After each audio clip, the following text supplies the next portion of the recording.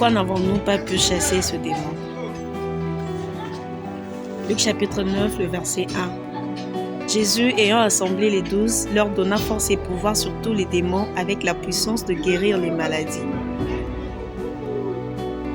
Non seulement le Seigneur détenait le pouvoir et l'autorité d'accomplir des miracles, mais il a également conféré à d'autres la faculté d'en opérer.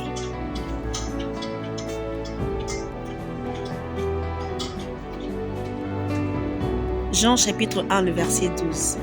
Mais à tous ceux qui l'ont reçu, à ceux qui croient en son nom, Jésus-Christ, elle a donné le pouvoir de devenir enfants des dieux. Être enfant des dieux n'est pas un titre, mais une position, une fonction spirituelle.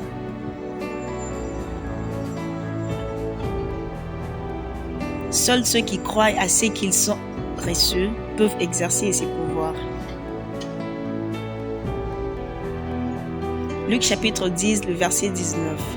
Voici, je vous ai donné le pouvoir de marcher sur les serpents et sur les scorpions. Sur toute la puissance de l'ennemi, rien ne pourra vous nuire.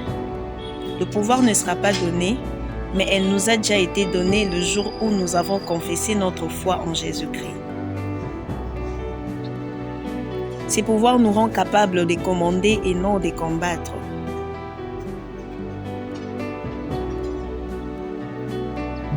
Car Jésus-Christ à la croix a combattu en notre faveur et nous a tout donné. Commander veut dire 1. Diriger. C'est conduire en exerçant un pouvoir. 2. Imposer. C'est mettre dessus. 3. Dominer. C'est avoir une puissance absolue. Combattre veut dire 1. Attaquer. C'est entreprendre ou commencer. 2. S'affronter. C'est poser face à face de. 3. C'est faire la guerre. Celui qui commande est sûr, tandis que celui qui combat est dans l'égalité avec son adversaire parce qu'il y a échange. Luc chapitre 10, le verset 19. Voici, je vous ai donné le pouvoir de marcher sur les serpents et les scorpions et sur toute la puissance de l'ennemi, et rien ne pourra vous nuire. En recevant Jésus-Christ, nous recevons aussi la haute position spirituelle et automatiquement le diable et ses agents reçoivent leur position par rapport à nous en Christ. Le diable n'est ni supérieur, ni égal à celui qui est en Christ. Il est inférieur. Avant la croix de Jésus, après la chute de l'homme, le diable imposa son autorité sur l'homme. Tandis qu'après la croix, après le relèvement de l'homme par la grâce au moyen de sa foi, l'homme impose son autorité sur le diable. Tous ceux qui connaissent et croient à l'œuvre accomplie par Jésus-Christ en notre faveur reçoivent une position de supériorité devant le diable et ses agents. Luc chapitre 9, le verset 6. Ils partirent et ils allèrent de village en village, annonçant la bonne nouvelle et opérant partout des guérisons. Les esprits leur furent soumis, à savoir 1. L'exercice d'un pouvoir demandera un territoire. Exemple, ta famille, ton quartier, ainsi de suite. Genèse chapitre 1, le verset 2 à 3. La terre était informe et vide. Il y avait des ténèbres à la surface de l'abîme. Dieu dit. La terre était le territoire de l'exercice du pouvoir de Dieu, car les ténèbres régnaient. Souvent Dieu nous place là où les ténèbres règnent pour que notre pouvoir soit évident, indiscutable. Le pouvoir reçu doit être exercé. N'ayez jamais peur de l'endroit de votre emplacement, car celui qui t'a placé n'a pas eu peur de t'y mettre.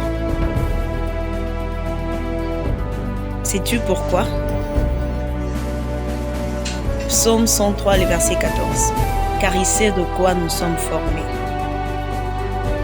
Tu es le résultat d'une matière jamais créée et jamais conçue, qui est le Christ. Exemple, en plastique, en bois, en métal. Mais toi, tu es en Christ. Aucun élément ne peut détruire ta composition. Il faut y croire pour la vivre.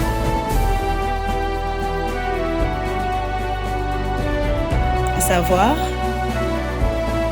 2. L'adversité a pour but de se connaître et de se faire connaître. 1 Roi chapitre 18, le verset 36. Que l'on sache aujourd'hui que tu es Dieu en Israël, que je suis ton serviteur et que j'ai fait toutes ces choses par ta parole. Nous n'avons pas à avoir peur et à reculer, mais nous devons nous faire connaître en exerçant notre pouvoir. Luc chapitre 9, le verset 40. J'ai prié tes disciples de les chasser et ils n'ont pas pu. Ses pères accablés s'étaient d'abord adressés aux disciples, mais ceux-ci n'avaient rien pu faire.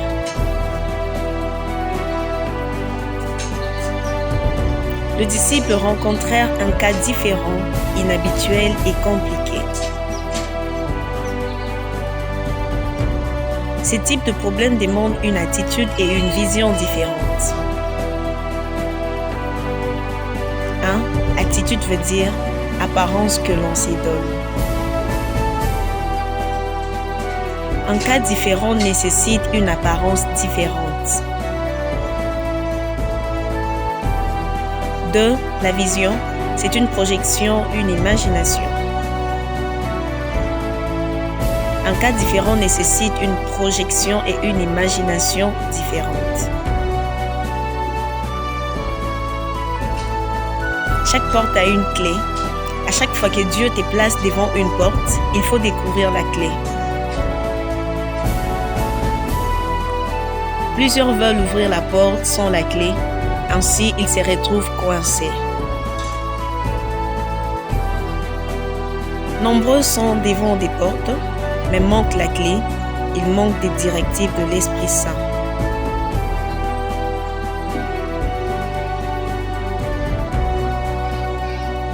David savait que seule la pierre pouvait terrasser Goliath.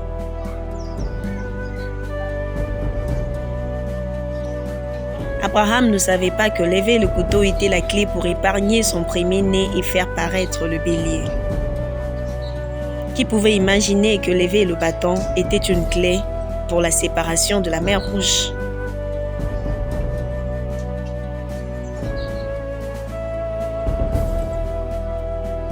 Philippe ne savait pas que l'Éthiopien était la clé pour l'Afrique.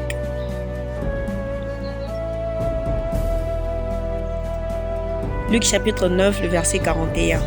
Jésus révèle les deux problèmes qui empêchaient l'esprit de se soumettre à eux. 1. C'est l'incrédulité. Ce n'est pas le fait de douter de Dieu, mais de ce que tu es devenu en Christ.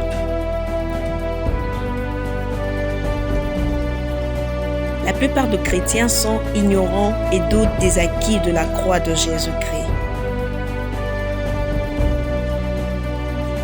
Ils fournissent des efforts énormes pour devenir ce qu'ils sont déjà en Christ par la grâce.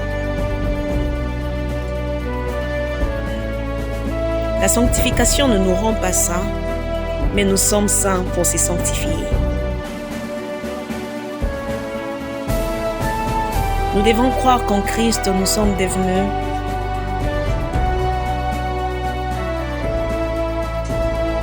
justes, bénis, puissants, heureux, respectés, gracieux. Tous ces acquis sont les résultats de l'œuvre parfaite et complète de Jésus-Christ sans notre intervention personnelle. Tout ce que nous faisons en retour n'est que notre reconnaissance à l'œuvre accomplie par Jésus-Christ. 2. La perversité, c'est être attiré par le mal, la vue, la réalité. C'est le refus total de la vérité. Être pervers est le fait de juger et de voir tout selon la pensée de l'homme et du monde. Jean chapitre 17, le verset 16. Ils ne sont pas du monde, comme moi je ne suis pas du monde. Luc chapitre 9, le verset 42. Comme il approchait, le démon le jeta par terre et l'agita avec violence. Mais Jésus menaça l'esprit impur. Le mais marque une opposition. Jésus s'opposa à la réaction de l'enfant par le démon. L'agitation du démon était de menaces dont les disciples prirent en compte, cause de leurs échecs.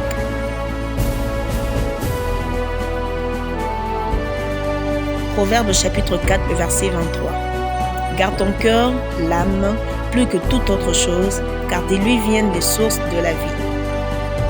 Prendre en compte les menaces du ténèbre, c'est le donner la vie.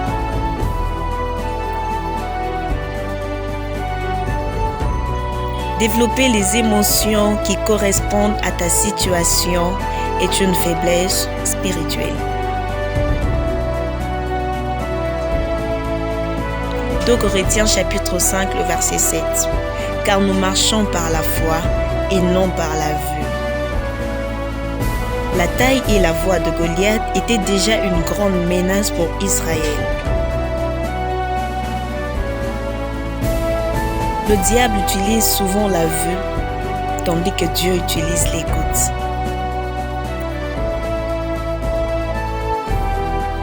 Romains chapitre 10, le verset 17. Ainsi la foi vient de ce qu'on entend, et ce qu'on entend vient de la parole de Christ.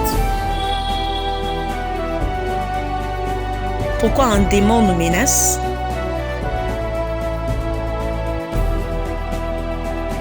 Non parce qu'il est plus fort que nous, mais c'est pour 1.